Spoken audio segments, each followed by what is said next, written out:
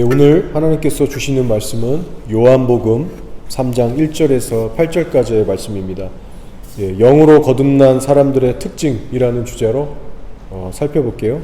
교독하시겠습니다. 그런데 바리새인 중에 니고데모라는 사람이 있으니 유대인의 지도자라.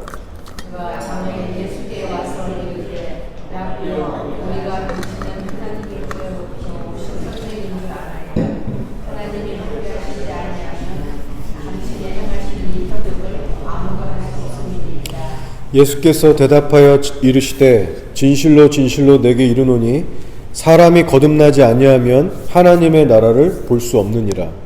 니고데모가 이르되 사람이 늙으면 어떻게 날 수 있사오나이까? 두 번째 무대에 들어갔다가 날 수 있사오나이까? 예수께서 대답하시되 진실로 진실로 내게 이르노니 사람이 물과 성령으로 나지 아니하면 하나님의 나라에 들어갈 수 없느니라.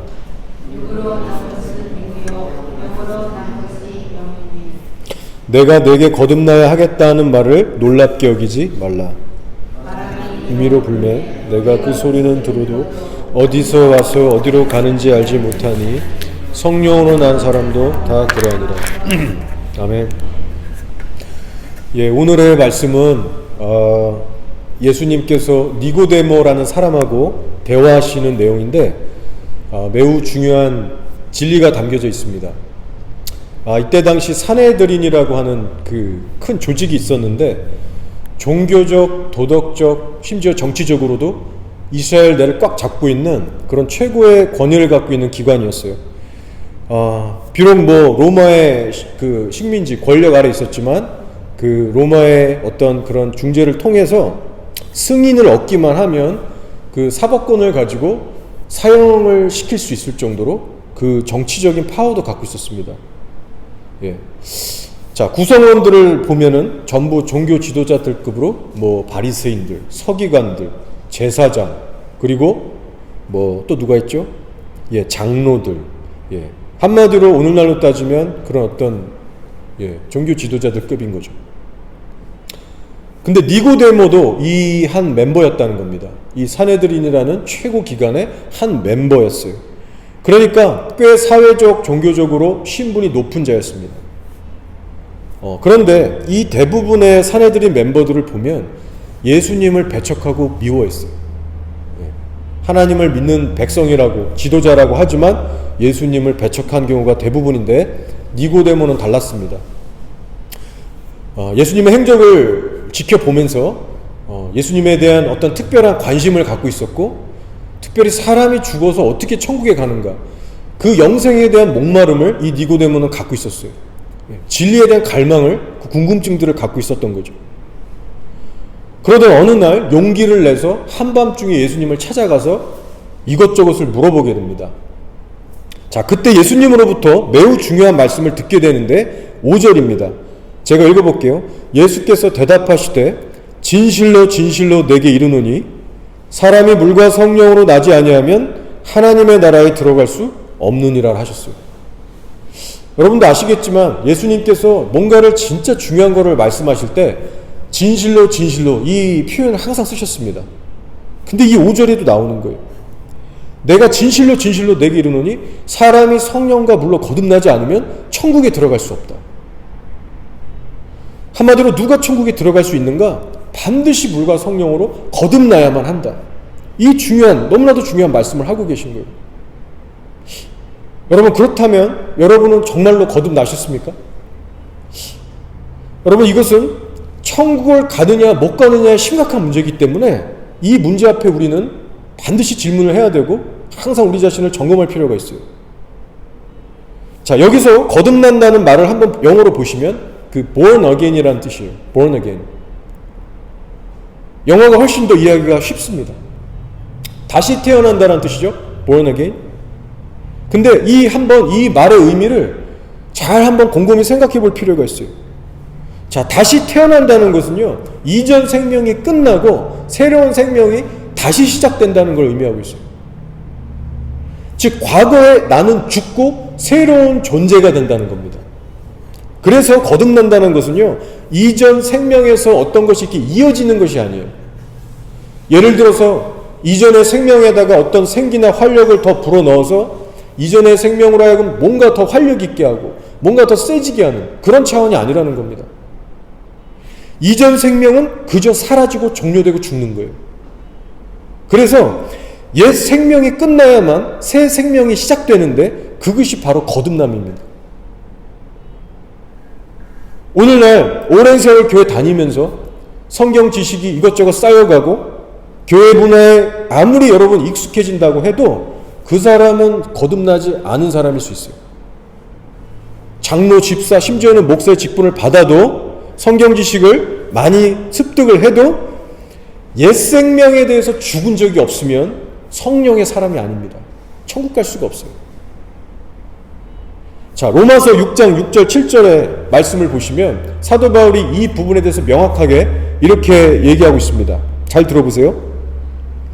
우리가 알거니와 우리의 옛 사람이 예수와 함께 십자가에 못 박힌 것은 죄의 몸이 죽어 다시는 우리가 죄에게 종노릇하지 아니하려 함이니 이는 죽은 자가 죄에서 벗어나 의롭다 하심을 얻었습니다. 자, 바울이 지금 우리라고 얘기하면서 성도의 정체성에 대해서 설명하고 있는 겁니다. 성도의 정체성에 대해서.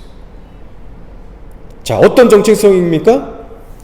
바로 십자가에서 예수와 함께 우리의 옛사람이 죽었다는 거예요. 여러분, 이것이 거듭남입니다. 중요한 건 바울이 지금 지식적으로 접근하고 얘기하고 있는 게 아니라는 거예요. 어떤 이 얘기를 듣고 있는 그 로마서의 성도들에게 지적인 동의를 얻기 위해서 이런 말을 하는 게 아니라는 겁니다. 거듭난 로마 교인들이나 거듭난 사도 바울이나 지금 영적인 체험에서 이해하고 경험한 상태에서 얘기하는 거예요. 자, 그러면 십자가에서 죽어져야만 하는 이 옛사람이란 도대체 무엇이냐? 그 정체가 무엇이냐? 여러분, 옛사람의 정체가 뭐죠? 바로 하나님을 사랑하지도 않고 경외하지도 않고 또 그분의 말씀대로 살아가고자 하지도 않고 살 수도 없는 그런 상태에 머문 상태를, 그런 존재를 얘기하는 거예요. 오늘날 바로 성령으로 거듭나지 못한 거의 대다수의 전 세계인 모든 현대인들이 지금 이 부패한 본성에 이끌려서 살아가고 있는 현실인 거죠. 그래서 그들은 지금 당장 죽으면 자기의 죄값을 따라서 지옥의 판결을 받고 영원한 형벌을 받게 되는 겁니다. 자, 그런데 여러분, 이러한 부패한 본성으로 살아가는 그 부류에다가 포함시켜야 할 자들이 더 있습니다. 자, 바로 사도 바울이 회심하기 전에 그 모습이 그랬던 것처럼 오늘날 이중적이고 위선적으로 살아가는 종교 지도자들, 또 성도들이 이 옛사람이라는 부류에 다 포함되고 있는 거예요. 오늘날 교회를 버젓이 다니면서 예수님을 믿는다라고 하는 수많은 교인들, 근데 실상을 보면 스스로도 속고 남도 속이는 어떤 이중적이고 위선적인 종교 생활을 하고 있다면 다 심판의 대상이라는 겁니다. 자, 에베소서 2장 3절에서 사도 바울이 자신의 과거를 떠올리면서 자신의 과거에 대한 상태를 이렇게 설명하고 있어요. 전에는 우리도 다 그 가운데에서 우리 육체의 욕심을 따라 지내며 육체와 마음에 원하는 것을 하여 다른 이들과 같이 본질상 진노의 자녀였더니 라고 했어요. 자, 겉으로만 보면 바울이 예수님을 믿고 회심하기 이전에도, 그 이전에도 얼마나 홀리해 보였습니까? 정말 누구보다 율법에 능통했고 밤낮 외웠고 남을 가르쳤고 그 시대 최고의 랍비 가말리엘의 수제자였고, 여러분, 남들이 보면요 선행도 많이 했겠죠. 누구보다도 바울은 1순위로 천국 갈 사람처럼 보였습니다. 자, 근데 바울이 회심을 하고 돌아보니까 자기가 만약 그 시절에 죽었으면 바로 지옥이라는 걸 깨닫게 되는 거예요. 그래서 회심 이전에 자신의 상태에 대해서 평가하기를 우리도 다 그 가운데서 우리 육체의 욕심을 따라 지내며 육체와 마음에 원하는 것을 하여 다른 이들과 같이 본질상 진노의 자녀였더니 라고 말하는 거예요. 예수님을 믿지 않았던 개처럼 여겼던 이방인이나 자기가 똑같은 처지에 있었다고 고백하는 겁니다. 모세오경을 달달 외웠던 바울이고 하나님의 존재를 믿고 섬겼다는 그런 사람이에요. 누구보다 열성 있는 신앙인이었습니다. 근데 그때 죽었으면 자기 지옥이라는 거예요. 자, 그럼 여러분, 바울이 지옥에 갈 수밖에 없었던 정확한 이유가 뭐예요? 다시 말하지만 옛사람에 대해서 죽지 않았기 때문입니다. 다메섹 도상에서 예수님을 인격적으로 만나서 자신의 모든 종교 생활의 틀이 박살나고 자아가 뒤집어지는, 그래서 새롭게 태어나기까지는 바울은 옛생명, 옛사람으로 종교 생활했다는 거예요. 그러니 여러분, 하나님의 입장에서 한번 보시기 바랍니다. 바울이 수많은 선행을 했지만 옛생명에서 나오는 동기로 한 선행은 하나님 보시기에 가증하고 쓰레기 같은 거예요. 쓰레기 같은 거예요. 받아줄 수가 없는 거예요. 바울이 선행을 하려고 했던 목적도, 기도하고 말씀을 묵상하려고 했던, 또 지키려고 했던 목적도, 동기도 전부 뭐였냐면 하나님 앞에 자기의 의를 세우기 위해서 하는 거예요. 그래서 잘못된 열심이라고 표현하죠. 하나님의 이름을 부르고 믿는다라고 했지만 하나님의 의를 의지하지 않고 인간적인 자기 노력과 열심과 의지로 살았던 거예요. 여러분, 중요한 겁니다. 이 정도로요, 회심 전에 바울은 자기 자신이 얼마나 죄인인가를 절대 몰랐습니다. 아는 것 같지만 몰랐어요. 어떻게 그럴 수 있을까? 율법을 보고 십계명을 보면 내가 죄인인 게 드러나는데 그걸 몰랐던 거예요. 자, 성령의 빛을 못 받으면요, 우리가 이렇게 마치 장님이 어둠 속에서 헤매는 것처럼 우리가 얼마나 죄인인가, 우리에게 얼마나 구원자가 필요한가를 모르게 됩니다.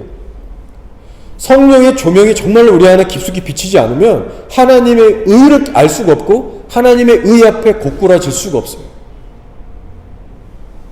자, 그래서 극적으로 다메섹 도상에서 예수님을 만난 후에 사도 바울의 고백이 어떻게 바뀝니까? 나는 괴수 중에 괴수다. 나는 끔찍한 죄인이다. 드디어 자기가 얼마나 간사하고 악독한 자인지를 깨닫게 되면서 드디어 그때 옛사람이 죽어지게 됩니다.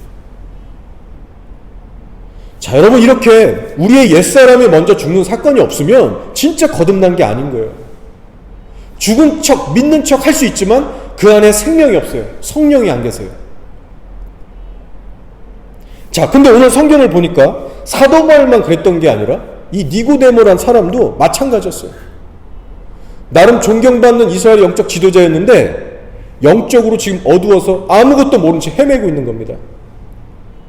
자, 예수님께서 말씀하시기를 사람이 물과 성령으로 거듭나는 회심이 없으면 결단코 천국에 못 들어가리라 선포하시니까 니고데모가 듣고 무슨 말인지 이해가 안 가서 반문을 하죠.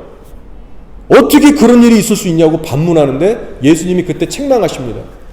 너는 어떻게 된 게 이스라엘의 지도자인데, 선생인데 이거를 모르고 있냐. 여러분, 정말 한마디를 듣게 돼요. 자, 여러분, 이 상황을 우리가 한번 잘 깊이 생각해 보면요, 이 대목에서 우리 안에 좀 두려움이 들어야 됩니다. 두려움이. 자, 왜냐면 예수님 당시에 말씀을 늘 가깝게 했던, 누구보다 그 성경을 보고 기도했던 그 날고긴다는 바울이나 또 니고데모, 이런 지도자들이요, 거듭남의 비밀을 깨닫지 못하고 헤맸다라는 거예요. 지도자들인데 나름 한때 한 시대를 정말 살았던 영적 지도자들도 이 거듭남의 비밀을 몰라서 헤매고 있었다는 거예요.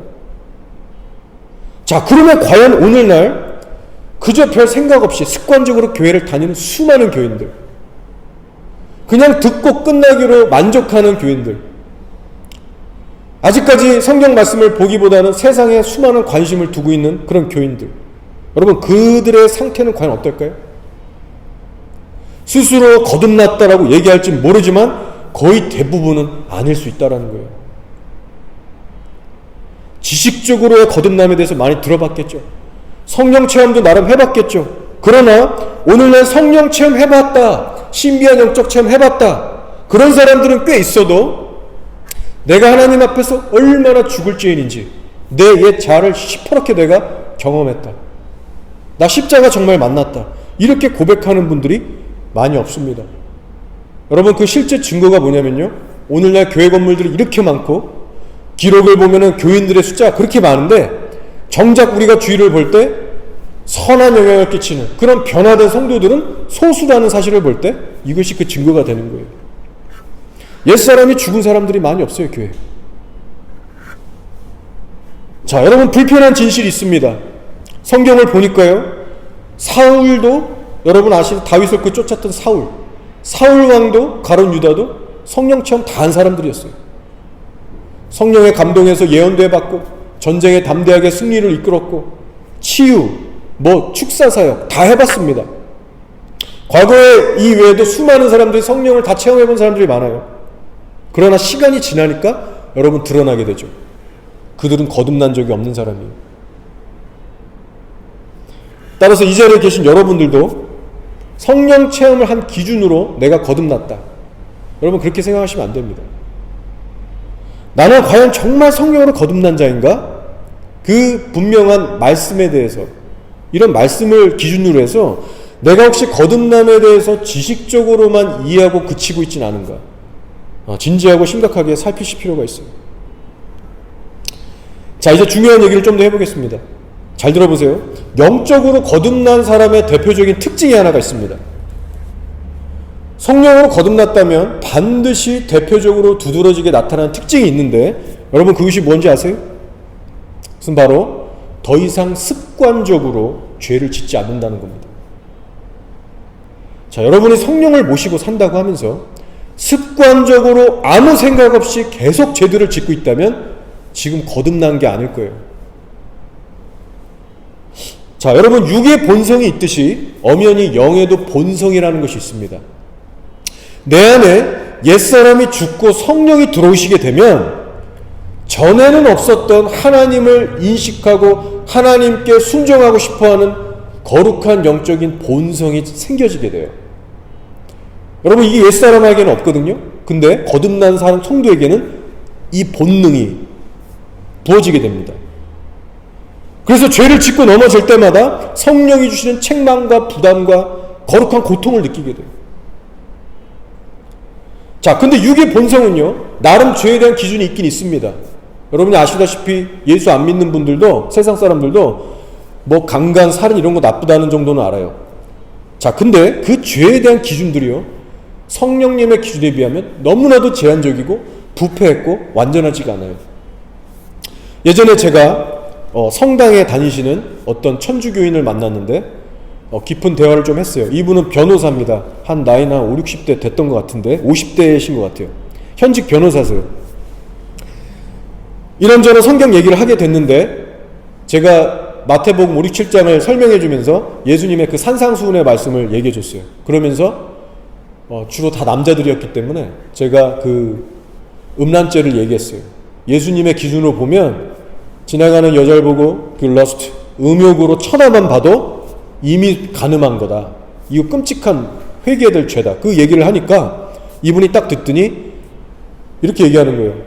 아니, 그거는 남자가 이 생리학적으로, 이 물리학적으로 자연스러운 반응 아니냐. 그 뇌가 그렇게 반응하고 우리의 어떤 그 몸이 그렇게 반응하는 건데 그게 그렇게 심각한 죄냐. 특히 그 마음으로 그런 생각했다는 게. 그 자연스러운 거 아닙니까? 그렇게 얘기를 하더라고요. 제가 그때 그 말을 듣고, 아, 이분은 성령으로 거듭난 분이 진짜 아니구나. 속으로 그런 확신을 갖게 됐습니다. 이분의 주장에 의하면 여자를 보면서 속에서 온갖 음란한 그 상상을 즐기는 것이 죄가 아니에요. 자연스러운 거예요. 여러분, 이것이 바로 옛사람의 기준입니다. 죄를 바라보는. 이분은 아직 하나님이 어떤 분인지를 모르시는 거예요. 그 거룩한 영이 속에 없어요. 생명이 없는 거예요. 여러분, 왜 성령을 정말 받고 회심한 진짜 그 성도들이 더 이상 왜 그 즐겨보던 야한 동영상을 다 끊고 심지어는 거리에 지나가는 여자들 왜 눈길을 안 주려고 그렇게 싸웁니까? 여러분, 우리가 모시는 거룩한 성령님은요, 한 영혼 한 영혼을 완전한 사랑과 거룩으로 인격적으로 대하시는 분이세요. 그러니까 그분이 만약에 내 안에 오면 예전처럼 살 수 없는 거예요. 생각이든 마음이든 내 은밀한 곳에서 그것을 내가 품고 즐길 수가 없는 겁니다. 더 이상. 음란뿐만이 아니에요.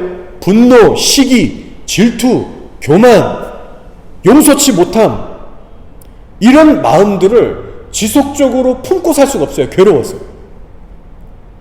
답답하고 부딪히게 됩니다. 주님하고. 자, 그래서 핵심은 뭐냐면, 거듭난 성도의 특징이 뭐냐? 예전과 같이 습관적으로 반복적으로 죄를 짓고 살지 않는다입니다. 자, 요한일서 3장 9절의 말씀인데 이런 말씀 있죠. 하나님께로서 난 자마다 죄를 짓지 아니하나니. 요한일서 5장 18절이에요. 하나님께로서 난 자마다 범죄치 아니하는 줄을 우리가 아노라. 이것이 정체성이에요, 성도의. 여러분, 사도 요한이 거듭난 사람에 대한 특징을 딱 한 가지만 얘기하고 있어요. 다른 거 얘기 안 합니다. 죄에 대해서 얘기하고 있어요. 뭐 너네가 거듭나면 매주 빠지지 않고 교회 갈 거다. 그리고 바른 신앙의 고백을 할 거고 헌금 꼬박꼬박 낼 거다. 여러분, 이런 특징 전혀 얘기하지 않습니다. 뭐라고 하냐면 죄를 더 이상 짓지 아니한다라는 거예요. 자, 오해는 마세요. 이 얘기는 물론 우리는 연약하기 때문에 넘어질 때가 있습니다. 근데 이 말씀의 뜻은 뭐냐면 죄를 예전처럼 늘 반복해서 짓고 아무 생각 없이 그렇게 눌러앉는 그런 삶에서 졸업한다는 거예요. 그래서 이제는 똑같은 상황에 와도 그 죄를 이겨나가고 버리고 싸워나가면서 신앙이 지속적으로 멈추지 않고 자라나가는 그 방향으로 가는 그 모습을 반드시 보인다는 겁니다. 혹시 여러분의 삶에도 그런 진실한 열매가 나타나고 있는지 꼭 점검해 보시기 바라요. 제가 최근에 아내에게 다시 차 운전 연수를 가르치고 있는 상황이 돼서 이제 가르치고 있는데 얼마나 회귀거리가 다시 또 터져 나오는지, 몇 번 정말 위험한 상황들을 만났어요. 또 새로운 길을 가르쳐 주는데 모tor웨이를 진입하는 그 아주 위험한 순간인데 또 그걸 놓쳐갖고 막 가버리고, 와, 이게 소리가 높아지더라고요. 혈기가 올라오고. 그래서 제가 생각하기를 운전연수 코스만큼 내 신앙의 인격과 이 모든 수준을 점검해주는 그 장이 없더라고요. 근데 저도 시간이 좀 지나면서 후회가 됐죠. 아, 내가 왜 그때 좀 더 부드럽고 친절하게 못했을까. 하나님께 회개하고 다시 또 가서 미안해, 내가 아까 소리쳐서 다음엔 내가 더 부드럽게 해줄게. 근데 또 아내가 너무 감사하게 아, 괜찮다고 이러면서 안아주는데 너무나 좋더라고요. 그래서 제가 다음번에는 더 잘하겠다는 그런 다짐이 막 쓰면서 그리고 실제 그 후부터는 우리 너무 원만하게 잘 배우고 가르치고 있습니다. 여러분, 이렇게 성령이 우리에게 정말 임하시면요, 내가 전에는 죄로 여기지도 않았던 것들이 심각한 죄로 여겨지기 시작해요. 자, 그래서 갈라디아서 5장 19, 21절을 보시면 바울이 지금 세상 사람들이 아니라 거듭난 교회에게, 그 지역에 있는 교회들에게 뭘 주고 있냐면 죄목들의 리스트, 죄의 리스트를 주고 있습니다.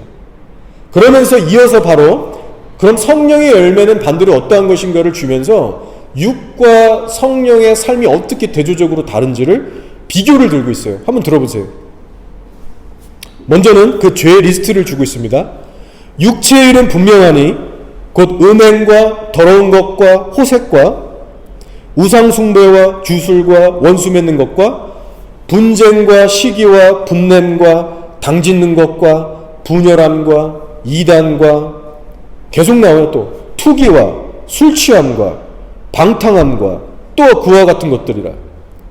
전에 너에게 경계한 것 같이 다시 경계하니 이런 일을 하는 자들은 하나님의 나라를 유업으로 받지 못할 것이요 라고 했어요. 자, 여러분, 이걸 아무 생각 없이 들으시면 안 되고 지금 이 죄의 목록들을 여러분이 들으시면서 과연 여러분은 이 죄목들에 대해서, 이 하나하나의 이 죄목들에 대해서 얼마나 멀어진 삶을 살고 계신지를 점검하셔야 돼요. 여러분이 정말 육의 사람이 아니라 성령의 사람으로 살고 계시다면 하나하나 짚어보셔야 됩니다. 그리고 여러분이 이런 죄들을 어쩔 수 없이 지을 때마다 얼마나 성령 안에서 애통해하면서 자기를 돌아보면서 고칠 생각들을 하고 있는지, 그래서 한 번 넘어졌으면 그 다음번에는 얼마나 비장한 각오로 이것들을 극복해 나가고 있는지, 이런 구체적으로 자기를 돌아봐야 된다는 거예요. 왜냐하면 결론적으로 바울이 교회에게 이렇게 경고하는 거예요. 마지막에 이러한 죄들을 지으며 살아가는 자들은 하나님의 나라를 유업으로 받지 못할 것이다. 천국 못 들어간다는 얘기예요. 이 얘기를 이미 거듭난 사람들에게 하고 있다니까요. 그러니 여러분 얼마나 두려운 말씀입니까? 거듭났다고 해서 모든 것이 끝이 아니라는 거예요. 여러분 우리가 나는 거듭난 하나님의 사람이야, 나는 이미 천국 갈 거야, 영적인 사람이야 라고 자신있게 얘기하기 이전에 바울이 여기서 얘기하는 죄목들에 대해서 실제 나는 어떻게 반응하고 살아가고 있는가, 그것을 먼저 살펴야 할 필요가 있습니다.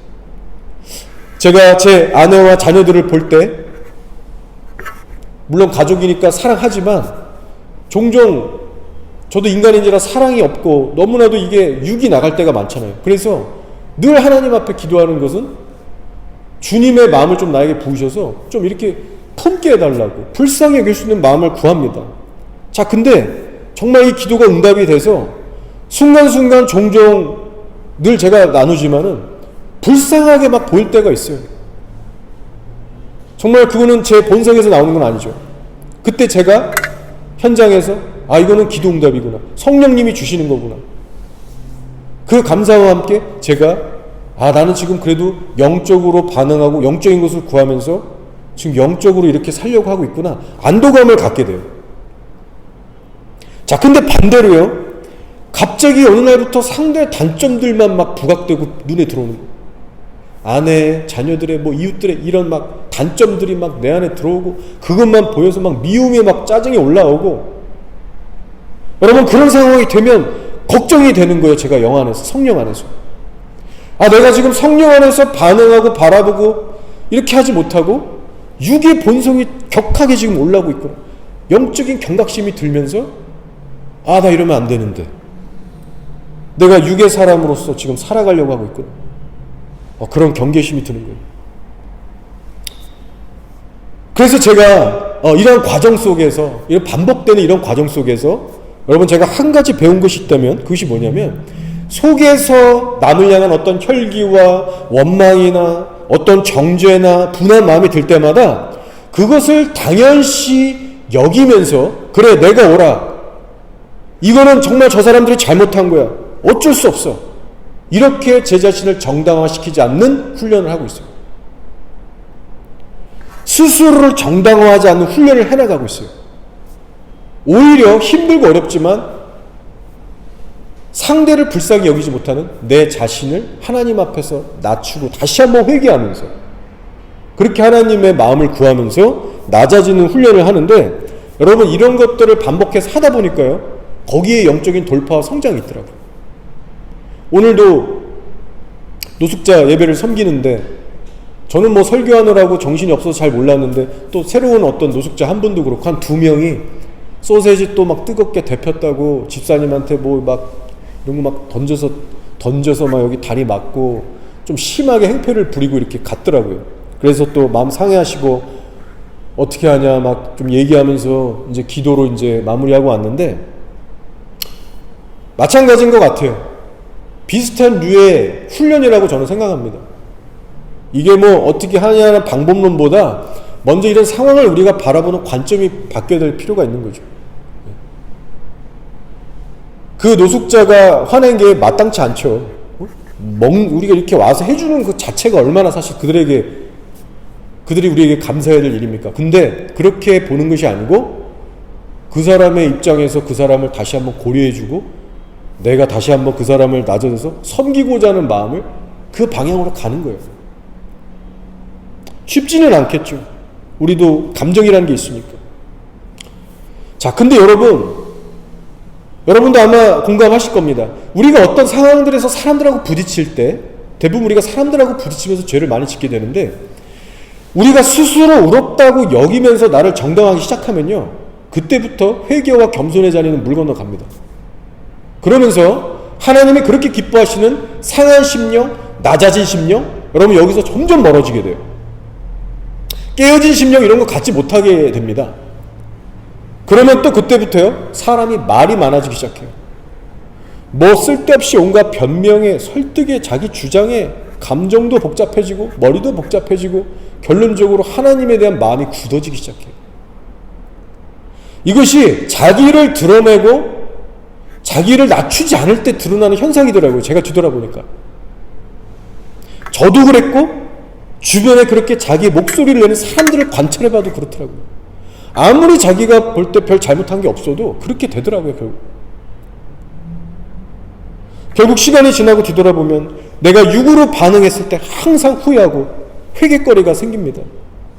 자, 그래서 결국 우리 모두에게 필요한 신앙의 관점이 뭐냐면 비록 쉽지는 않지만 상황을 바라보는 관점을 바꿔야 돼요. 이것이 옛사람으로서는 할 수 없는데요. 새 생명을 지닌 성령의 사람들은 이 관점을 하나둘씩 다 갖기 시작합니다. 그래, 나의 못난 성품을 훈련하시려고 내 주변 사람들을 들어 사용하셔서 나의 상태를 또 드러내시고 또 부딪히게 하시고 또 연단케 하시는구나. 여러분, 이렇게 하나님에 대한 감사와 그 앞에서 인내와 회개하는 훈련을 그렇게 반응하는 이 영적인 훈련이 요구되는 거예요.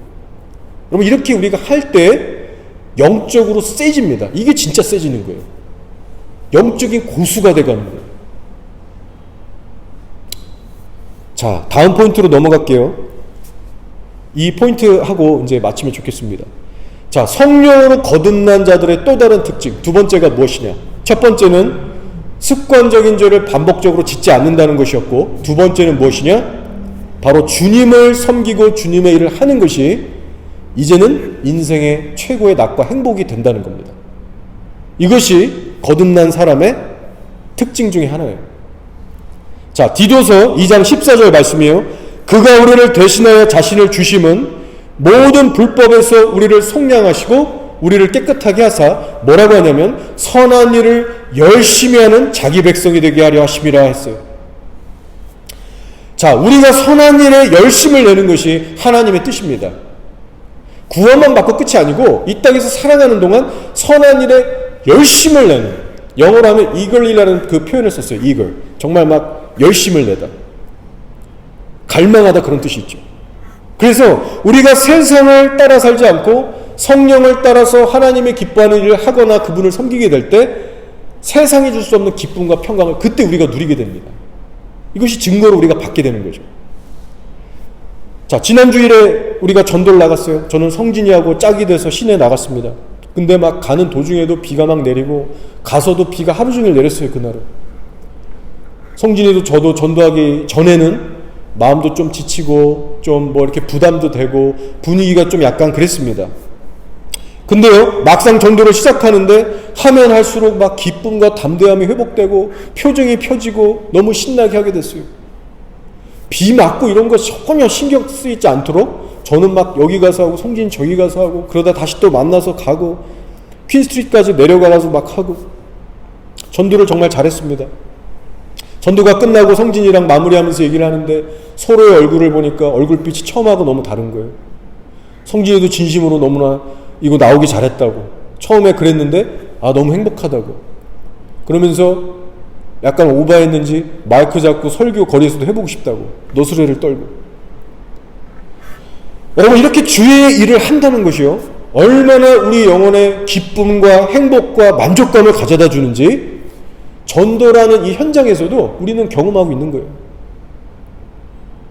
자, 히브리서 13장 21절에 모든 선한 일에 너희를 온전하게 하사 자기 뜻을 행하게 하시고 그 앞에 즐거운 것을 예수 그리스도로 말미암아 우리 가운데서 이루시기를 원하노라. 자, 이런 말씀이 있는 거예요. 하나님이 우리에게 무엇을 행하시냐면 반드시 거듭난 자녀들에게 선한 일을 완전한 수준으로 가르쳐 나가세요. 그 일들을 해나가시는 거예요. 그래서 그 선한 일을, 하나님을 섬겨나가는 일을 그 하는 자녀들에게 하나님의 놀라운 기쁨과 평강, 즐거움을 맛보게 하십니다. 자, 그래서 거듭나서 성령으로 살아가는 자들에게 나타나는 두 번째 증상, 바로 삶의 낙과 행복의 기준이 완전히 뒤바뀌어서 더 이상 세상적인 것이 아니라 하나님을 섬길 때 얻는 그 기쁨, 여러분 이것을 아는 자들이 된다는 거예요. 자, 에스라서, 구약말씀 에스라서 6장 21절 22절에 이런 말씀이 있습니다. 여러분 배경은 아실 건데 한번 잘 들어보세요. 사로잡혔다가 돌아온 이스라엘 자손과 자기 땅에 사는 이방 사람의 더러운 것으로부터 스스로를 구별한 모든 이스라엘 사람들에게 속하여 이스라엘의 하나님 여호와를 찾는 자들이 다 먹고 즐거움으로 이랫동안 무교절을 지켰으니, 잘 들어보세요. 이는 여호와께서 그들을 즐겁게 하시고 또 아수르 왕의 마음을 그들에게로 돌려 이스라엘의 하나님이신 하나님의 성전 건축하는 손을 힘있게 하도록 하셨음이었더라. 키워드는 즐거움입니다, 여러분. 포로 생활에서 돌아오게 된 이스라엘 백성들이 하나님 앞에 절기 예배를 드리게 되는데 하나님이 어떤 일을 행하셨냐? 당신의 즐거움을 백성들의 마음에 가득히 부으셨어요. 백성들이 예배를 드릴 때 너무나도 즐거웠다고 성경이 기록합니다. 여러분, 이것이 바로 육의 생활을 청산하고 성령을 따라 살기로 결단하는 자녀들에게 부으시는 하나님의 즐거움이에요. 하나님은 예나 지금이나 이 일을 행하십니다. 성경에 얼마나 많은 말씀들을 보시면 성도가 얼마나 하나님의 그 기쁨을, 행복을 누릴 수 있는 자들인지 여러분 곳곳에 나와 있어요. 시편 16편 3절 말씀도 보시면 땅에 있는 성도들은 존귀한 자들이니 뭐라고 하냐? 나의 모든 즐거움이 그들에게 있도다. 하나님의 모든 즐거움이 그들에게 있다는 거예요. 성도들에게. 하나님의 우편 왼편에 즐거움과 기쁨이 있다는 말씀들이 있어요. 성경 이곳저곳에 하나님과의 관계가 회복된 성도들에게는 그러한 것들을 누리게 될 것이다. 자, 그래서 여러분에게도 이 시간 질문을 드려볼게요. 현재 여러분의 인생에서 가장 큰 즐거움은 어떤 즐거움입니까? 세상에 속한 즐거움과 만족인가요? 아니면 하나님을 섬기고 그분의 기뻐하시는 일을 행할 때 그분이 주시는 그 즐거움이 여러분의 진정한 즐거움이 되고 계십니까? 여러분, 우리가 기도로 구해야 될 것이 있어요. 그 기도 제목이 뭐냐면 하나님으로부터 오는 이 기쁨과 행복이, 이 즐거움이란 것이 얼마나 우리의 영혼을 부여하게 하고 만족하게 하는지 주님 그것을 더 알게 해 주십시오. 내가 하나님의 그 즐거움을 내가 더 알고 누리기 원합니다. 여러분, 그 기도를 우리가 해야 합니다. 우리가 그 은혜의 맛을 정말 알면 알수록 우리가 세상에 대한 미련 완전히 끊을 수 있고요, 뒤돌아보지 않고 끝까지 주님을 선택하면서 달려갈 수 있는 힘이 되는 거예요. 저 여러분 모두가 그렇게 되기를 주님의 이름으로 축복하고 소망합니다. 자, 이제 말씀을 마칠게요. 오늘 두 가지 포인트를 나눴습니다. 성령으로 거듭난 자의 대표적인 특징 두 가지. 첫 번째, 반복적으로 죄를 짓지 않는다. 둘째, 주의 일을 하는 것이 진정한 즐거움과 기쁨이 된다입니다. 그렇다면 과연 저와 여러분의 삶에는 이 두 가지 열매들이 정말 나타나고 있는지를 점검해 보시면서 하나님과의 여러분과의 현재 관계는 정말 어떠한가? 그것을 확인하는 시간이 되었길 바랍니다. 자, 이제 여러분 실제 삶의 현장으로 돌아가셔서 이 두 가지 영역 모두에서 깨어서 인식하면서 성령의 열매를 맺는 저희가 되길 바라고, 무엇보다 서로를 위해서 계속해서 중보기도 해주시길 바라고, 특별히 육적으로도 지금 지쳐있고 아픈 지체들을 위해서도 기도해 주시고, 우리 영적으로 이 시즌에 정말 처지지 않고 계속해서 불을 지피면서 그 부흥의 날을 볼 때까지 우리 함께 달려갔으면 좋겠습니다. 아멘.